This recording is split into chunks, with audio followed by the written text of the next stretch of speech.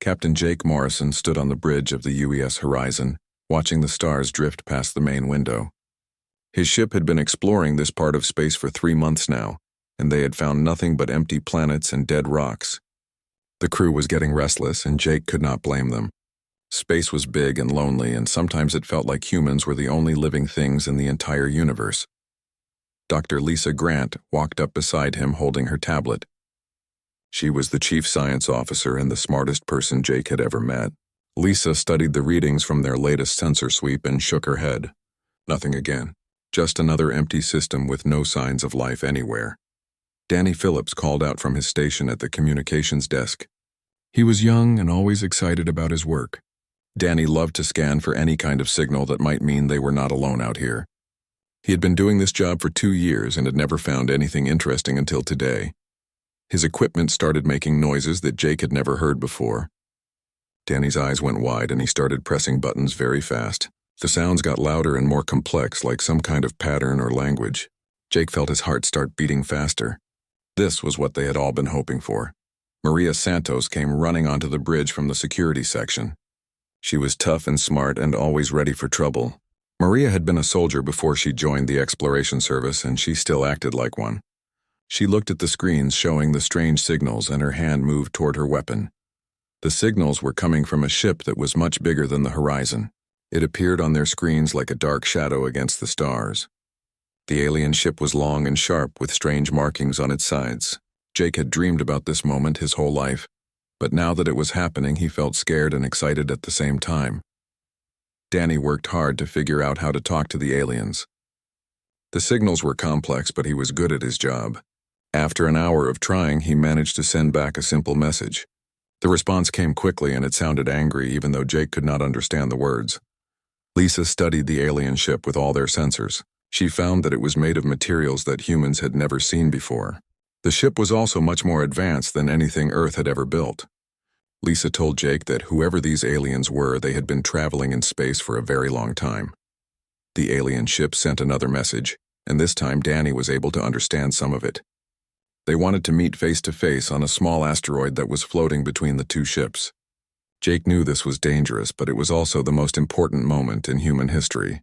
He could not say no. Jake took Lisa and Maria with him in a small shuttle to the asteroid.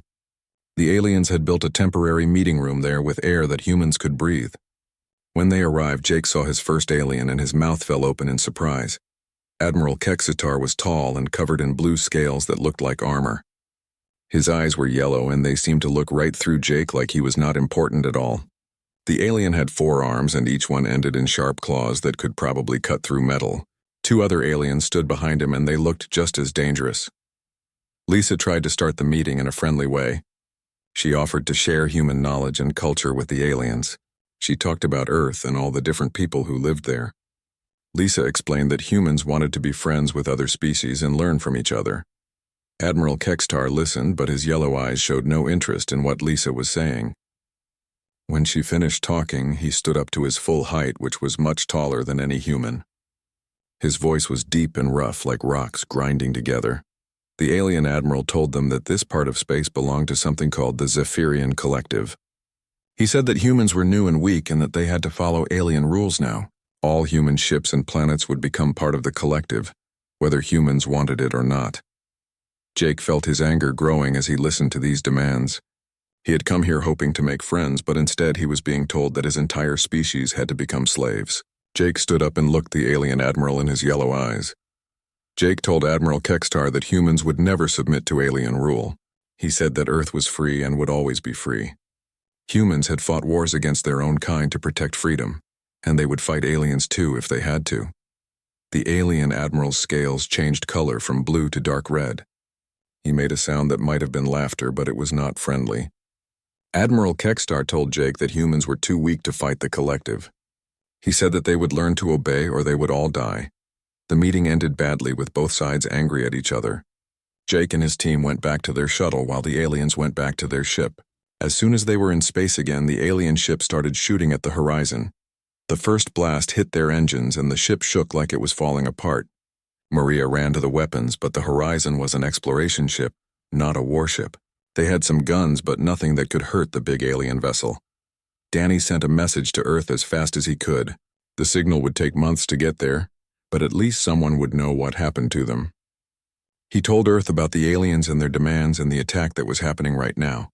More alien weapons hit the horizon, and systems started failing all over the ship. Jake ordered everyone to the escape pods while he and Lisa tried to keep the ship working long enough for people to get away. Maria fought off alien soldiers who came aboard to capture them. The ship was dying around them, but Jake managed to launch most of the escape pods before everything went dark. He and Lisa and Maria got into the last pod just as the horizon exploded behind them. They watched their ship burn while the alien vessel flew away like nothing had happened. The escape pod drifted in space for days before a rescue ship from Earth found them. Jake looked at the stars during those long hours and thought about what the aliens had said. They thought humans were weak, but they were wrong about that.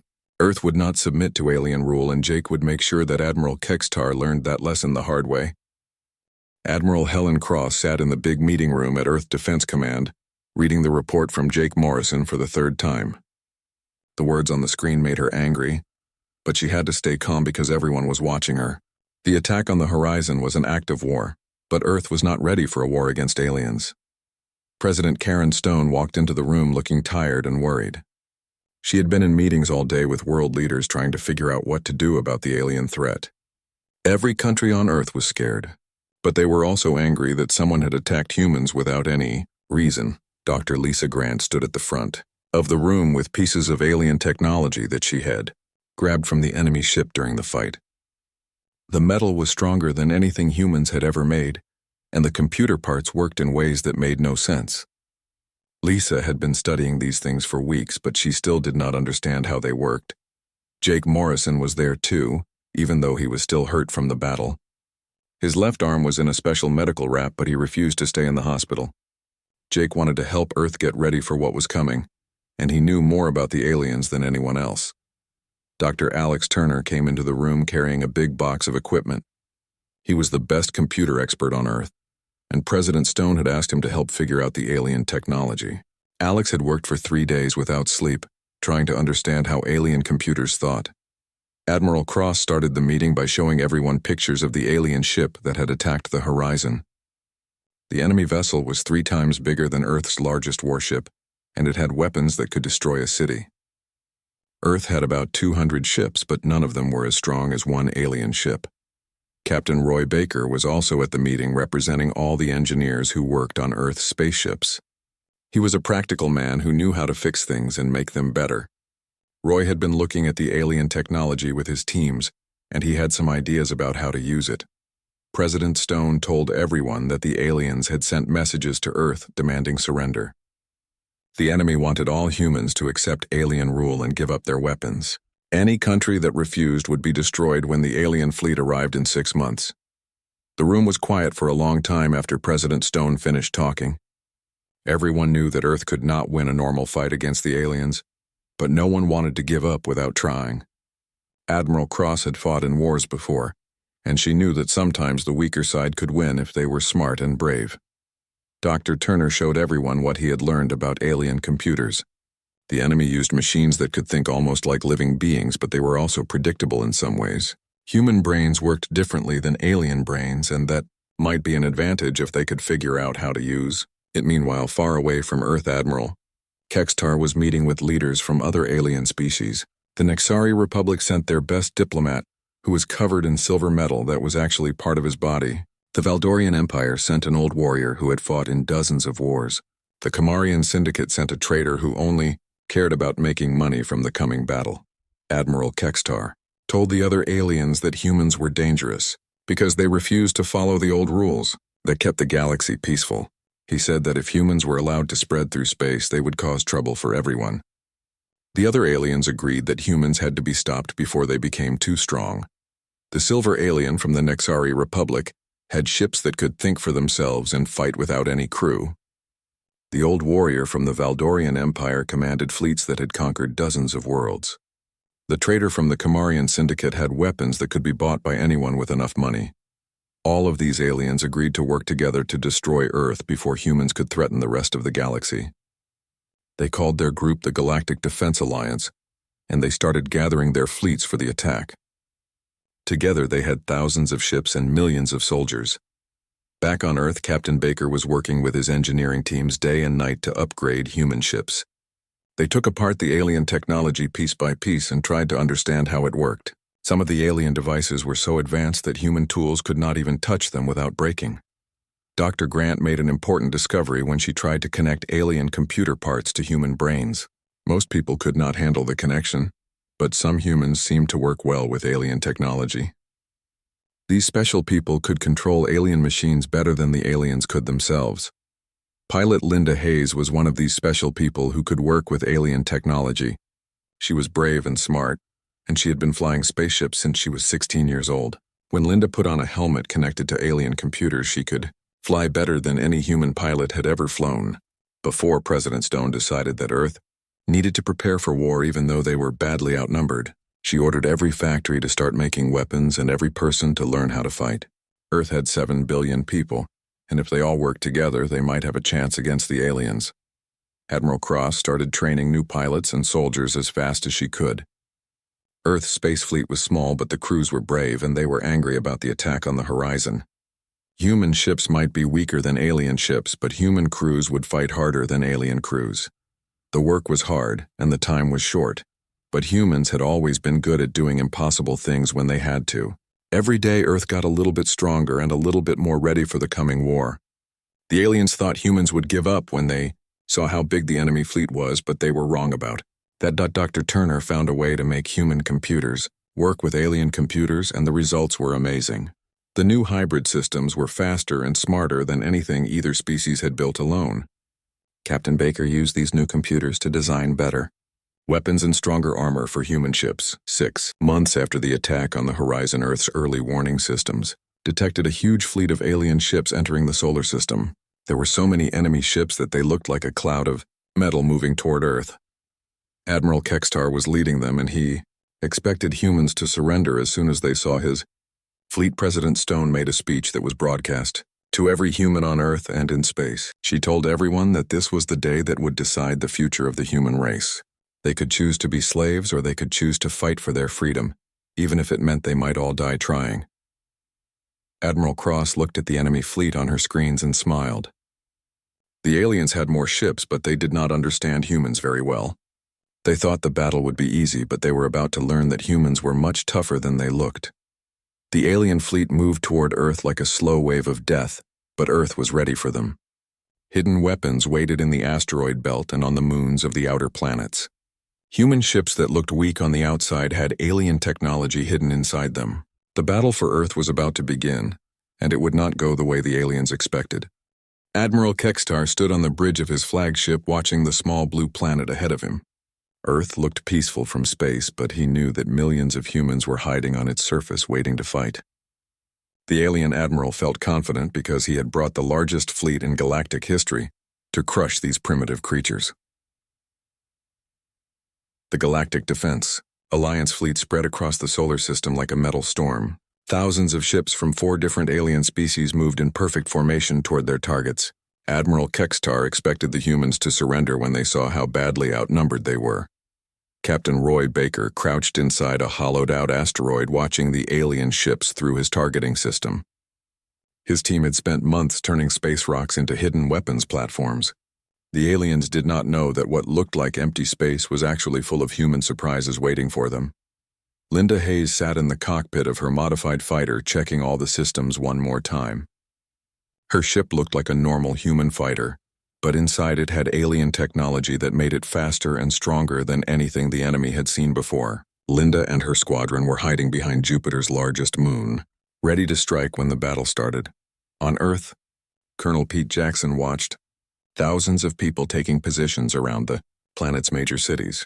Every human who could hold a weapon was ready to fight if the aliens managed to land on the surface. Pete had been a soldier his whole life, but he had never seen civilians show this much courage. Before Dr. Alex Turner sat in his underground command center, surrounded by computers that mixed human and alien technology. His hybrid systems could think faster than pure alien computers, and they could do things that confused the enemy. Alex had found ways to turn alien weapons against their makers. Admiral Helen Cross stood on the bridge of her flagship UES Defiance watching the enemy fleet approach. Her ship had been upgraded with captured alien technology, but it still looked like a normal human vessel from the outside. The aliens would not know how dangerous it had become until it was too late. The first alien ships entered the asteroid belt expecting to find nothing but rocks and ice. Instead, they found Captain Baker's hidden weapons opening fire from every direction. Explosions lit up space as enemy ships tried to figure out where the attacks were coming from. The aliens had never fought an enemy that hid among space debris before. Baker's teams used every dirty trick they could think of. They launched missiles from inside fake asteroids and then moved the launchers before the aliens could shoot back. They set up mines that looked like space junk until enemy ships got too close. The alien formation started falling apart as commanders tried to deal with attacks from everywhere at once. Admiral Kextar was angry that the humans were not fighting fairly. His species had rules about how space battles should be fought, but humans seemed to ignore all of those rules. The alien admiral ordered his ships to destroy every asteroid in the belt, but there were too many rocks and too many human weapons hidden among them. Linda Hayes led her squadron in a surprise attack on the alien supply ships at the back of the enemy formation. Her fighters moved so fast that the enemy could not track them properly. The hybrid technology in her ship let Linda fly in, ways that should have killed her, but somehow she stayed alive and kept fighting. The alien pilots tried to chase Linda's fighters, but they could not match human creativity and recklessness. Human pilots did things that made no sense, like flying through explosion clouds and using destroyed ships as shields. The aliens had better ships, but humans had better instincts for this kind of chaotic fighting. Dr. Turner's computer system started hacking into alien ship networks during the battle. The enemy had never faced cyber attacks that combined human cleverness with alien processing power.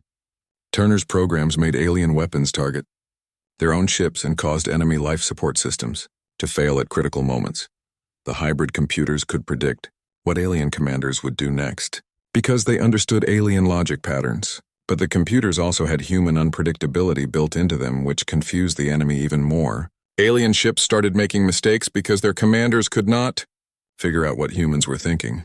Colonel Jackson's surface defenses came into action when alien landing craft tried to reach Earth. The enemy expected to fight human armies, but instead they found that every building and every street corner had been turned into a fortress. Civilians with alien-enhanced weapons were just as dangerous as trained soldiers. The aliens had never fought a species where everyone was a warrior when threatened.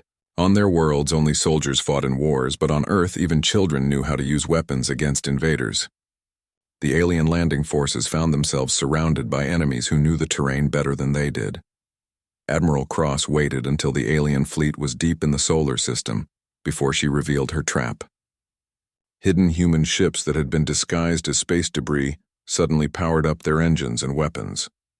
The aliens found themselves caught between Baker's asteroid defenses and Cross's main fleet with nowhere to run. The UES Defiance led the human counterattack against Admiral Kextar's flagship. The alien ship was bigger and had stronger weapons, but Cross had something the alien admiral did not expect. Her crew included humans who could interface directly with alien technology and use it better than the aliens could themselves. The battle around Mars became the turning point of the war. Human ships that should have been destroyed kept fighting with crews that refused to give up. When human vessels were too damaged to fight anymore, their crews would ram them into alien ships rather than surrender. This shocked the aliens, who had never seen such determination before. Jake Morrison had recovered from his injuries and was serving as Admiral Cross's tactical advisor during the battle. He remembered how arrogant Admiral Kextar had been during their first meeting, and he wanted to show the alien that humans were not weak. Jake helped Cross plan the attack that would capture the alien flagship. The hybrid human ship surrounded Admiral Kextar's vessel and disabled its engines with focused fire. Then they used boarding pods to put human soldiers directly onto the enemy ship. Maria Santos led the boarding party that fought through the ship's corridors to reach the alien commander. Admiral Kextar could not believe that humans had defeated his fleet. The alien admiral had commanded victorious fleets for 50 years, but he had never faced an enemy like this before. When Maria Santos and her soldiers reached the bridge, he finally understood that he had badly underestimated human capabilities. The capture of Admiral Kextar sent shockwaves through the remaining alien fleet. Many enemy ships tried to retreat, but human fighters chased them down and destroyed them before they could escape. The few alien vessels that did get away carried news of the defeat back to their home worlds. Dr. Lisa Grant interrogated the captured alien admiral and learned important information about enemy plans. The aliens had expected humans to be primitive and weak, but instead they had found a species that could adapt alien technology and use it in ways the original makers never imagined. The galaxy was about to learn that humans were much more dangerous than anyone had thought.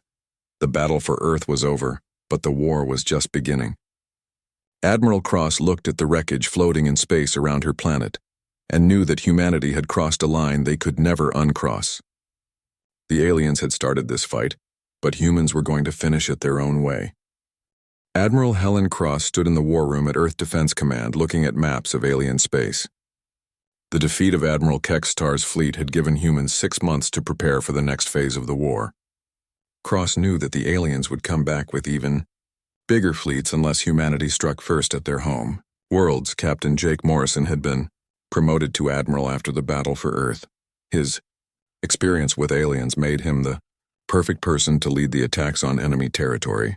Jake studied the star charts showing the locations of the 3 alien capitals and planned how human forces could hit all of them at the same time.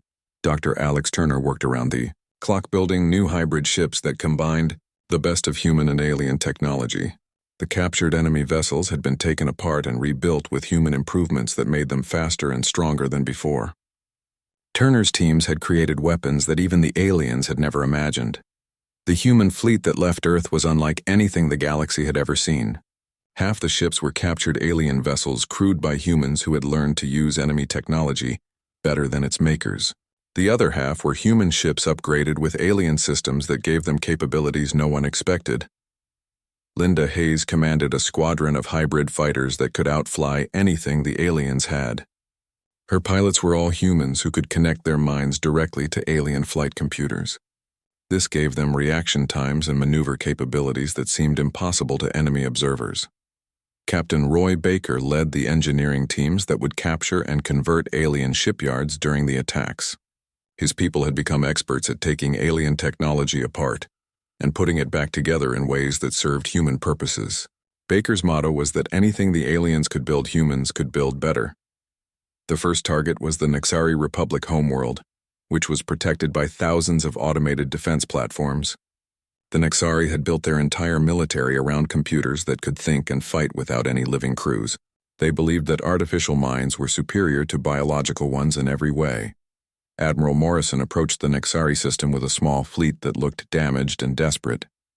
The enemy defense computers calculated that they could easily destroy these few human ships.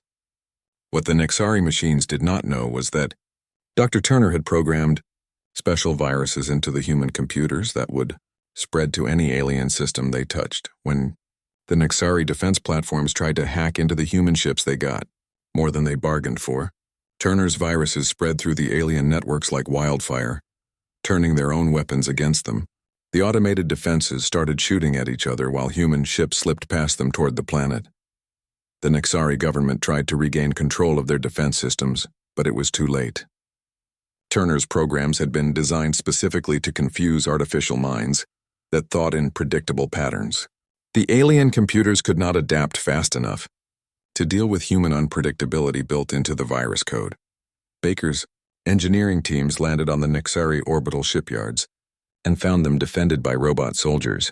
The machines were strong and fast, but they followed programmed tactics that humans could predict and counter. Human soldiers used improvised weapons and unexpected strategies that confused the defending robots. Once the shipyards were captured, Baker's people started converting Nexari construction facilities to build hybrid human ships. The alien automated systems were reprogrammed to follow human designs that combined Nexari precision with human creativity.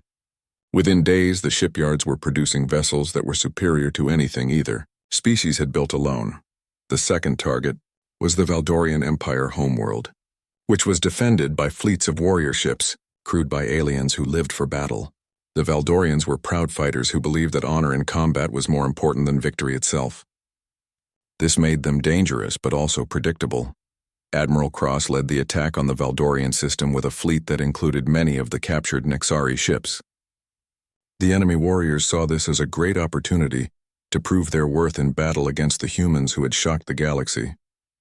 The Valdorians formed up their fleets in traditional battle formations and prepared for honorable combat. Colonel Pete Jackson commanded the ground forces that would invade the Valdorian homeworld. His soldiers had studied alien warrior culture and learned that the enemy expected formal duels and ritual combat.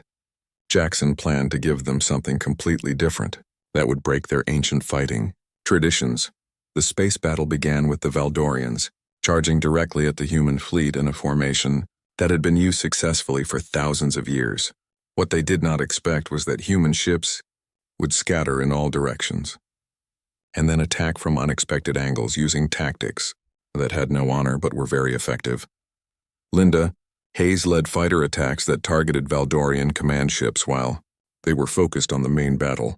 Her pilots used kamikaze runs and suicide attacks that horrified the enemy warriors, who believed that dying without honor was worse than losing. The Valdorians had never faced an enemy who would throw away their lives so casually to achieve victory. The Valdorian fleet commanders tried to adapt to human tactics, but their culture made it almost impossible for them to fight dishonorably. When human ships pretended to retreat and then ambush the pursuing aliens, the enemy warriors felt confused and betrayed. Their code of honor had no rules for dealing with enemies who refused to fight fairly. Jackson's ground forces landed on the Valdorian homeworld and immediately started using guerrilla warfare tactics that made no sense to the defending warriors. Human soldiers hid behind cover and shot at enemies from long range instead of meeting them in honorable face-to-face combat. The aliens had no experience fighting this kind of war. The Valdorian civilians had never seen their warrior class defeated before, and they did not know how to react when human forces started capturing their cities. The alien warriors kept trying to challenge human soldiers to single combat, but the humans ignored these challenges and kept using coordinated team tactics. Instead, the third target was the Camarian Syndicate homeworld, which was protected by mercenary fleets that fought only for money. The Camarians were traders who hired other species to do their fighting for them. They believed that everything had a price and that any problem could be solved by paying enough money to make it go away. Admiral Morrison approached the Camarian system with a diplomatic message offering to negotiate. The alien traders were happy to talk because they thought they could buy off the humans with trade deals and tribute payments. What they did not realize was that humans had already decided that some things could not be bought or sold. The Camarian leaders met with human negotiators on a space station orbiting their home world. They offered vast amounts of wealth and technology in exchange for peace. The alien traders could not understand why humans would refuse such generous terms and keep fighting when they could be rich instead. Jake Morrison listened to the alien offers and then gave them humanity's response. He told the Camarian leaders that Earth was not interested in their money or their trade deals. The only thing humans wanted was for the aliens to stop trying to conquer other species and leave peaceful worlds alone. When negotiations failed, the Camarian government tried to hire every available mercenary fleet in the galaxy to fight against humanity. They offered huge payments to anyone who would attack human forces. Many alien species accepted these contracts because they thought it would be easy money to defeat the primitive humans. The battle for the Camarian system became a massive free-for-all as dozens of different alien mercenary fleets fought against the combined human and captured alien forces. The mercenaries had better ships and more experience, but they had never worked together before, and they did not trust each other enough to coordinate their attacks properly. Admiral Cross used the confusion to her advantage by making deals with some mercenary groups while fighting others.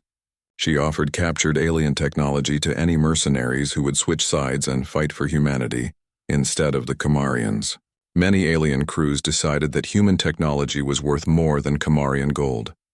The war for the 3 alien homeworlds lasted 6 months and ended with complete human victory. The galaxy watched in shock as primitive humans defeated advanced civilizations that had ruled space for thousands of years.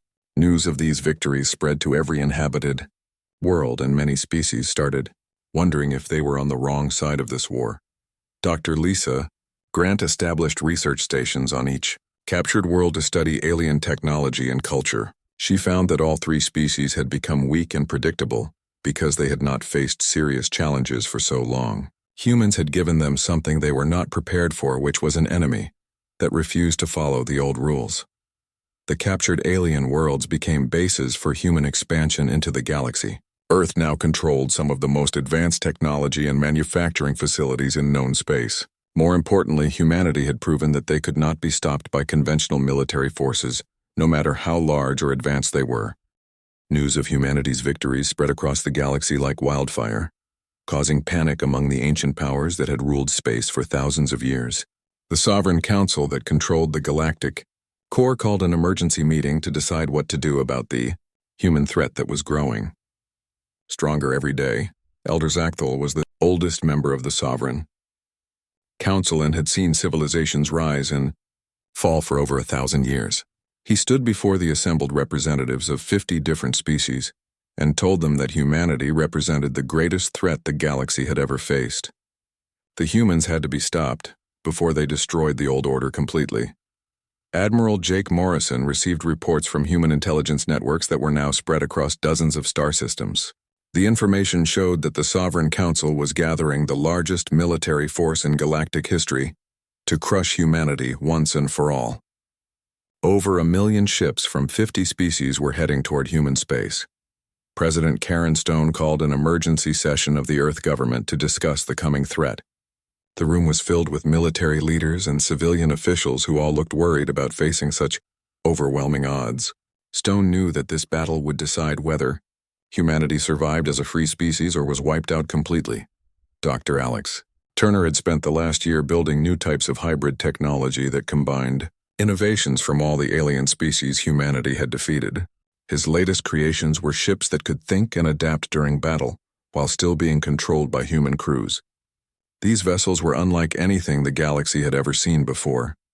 Captain Roy Baker worked with engineering teams from a dozen different human colonies to prepare for the final battle. They had learned to take the best ideas from every alien culture and improve upon them in ways the original makers never imagined. Human innovation, combined with alien technology, had created weapons that seemed almost magical.